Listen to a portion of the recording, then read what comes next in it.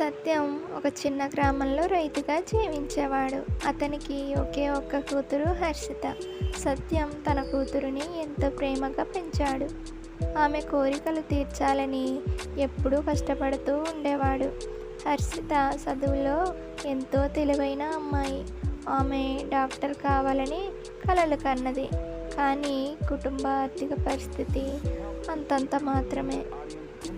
సత్యం పొలం పనులు చేసి అదనంగా రాత్రిళ్ళు కష్టపడుతూ డబ్బును కూడబెట్టేవాడు. ఒకరోజు హర్షితకు పెద్దవాళ్ళు ఇచ్చిన స్కాలర్షిప్ లభించింది.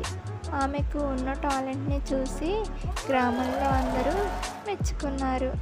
అయితే హర్షిత తెలుసుకుంది, తండ్రి తన భవిష్యత్తు కోసం ఎంతగానో త్యాగం చేస్తున్నాడు అని.